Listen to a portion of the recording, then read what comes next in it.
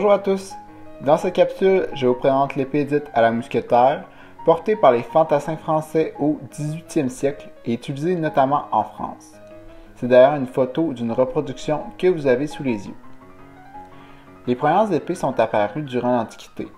Pensons seulement aux glaives romains ou aux xyphos grecs. Au Moyen Âge, elles deviennent de véritables symboles de chevalerie et de prestige social. Et, sous l'Ancien Régime, seuls les nobles, les gentilshommes et les militaires ont le privilège de la porter. Au XVIIe siècle, les modèles d'épées différaient beaucoup, car les régiments n'avaient pas tous les mêmes moyens financiers et les styles de fabrication pouvaient varier d'une région à l'autre. Toutefois, vers 1688, Louis XIV et son ministre de la guerre, Louvois, ont décidé de réglementer sa fabrication juste avant la guerre de la Ligue d'Augsbourg. Ce règlement découlait d'ailleurs d'une politique plus globale d'uniformisation de l'armement et des pratiques militaires. Malheureusement, la culture de la réglementation militaire n'était pas encore bien implantée, puisque c'est une première tentative.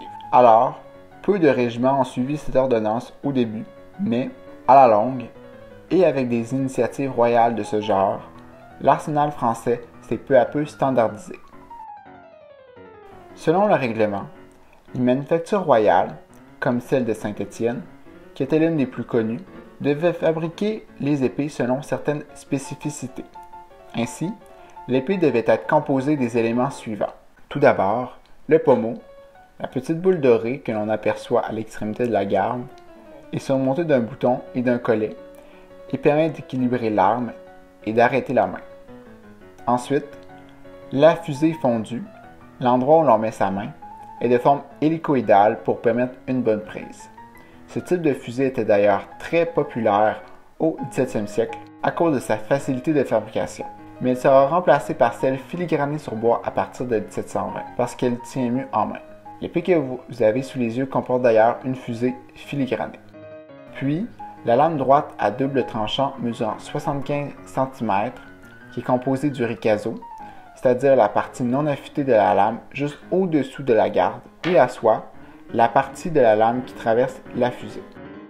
N'oublions pas non plus la garde, elle-même composée de deux annelets, les deux petits anneaux, qui sont aussi appelés podanes, et finalement, la coquille, qui a pour but de protéger la main d'une lame adverse.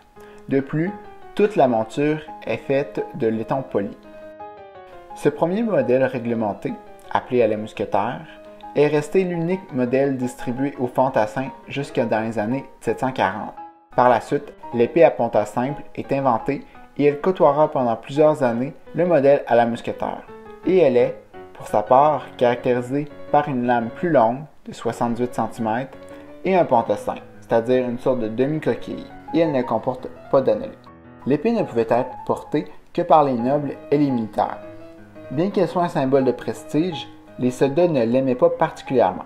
En effet, ils l'utilisaient très peu. Le fusil lui était préféré lors des batailles.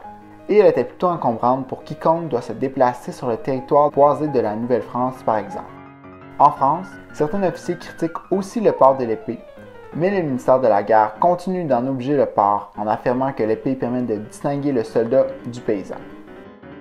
Malgré l'obligation d'avoir son épée avec soi, certains officiers omettent d'en fournir à leurs soldats pour des raisons économiques. Il faut savoir que les officiers supérieurs des troupes de terre devaient fournir, à leurs frais, l'armement à leurs soldats.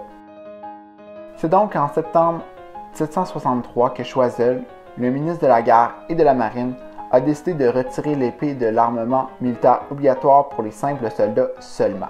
Bien que les soldats utilisaient peu ou pas leurs épées dans l'exercice de leurs fonctions, on sait qu'ils l'utilisaient lors de duels, et ce, malgré que ce soit puni de mort autant en France que dans les colonies.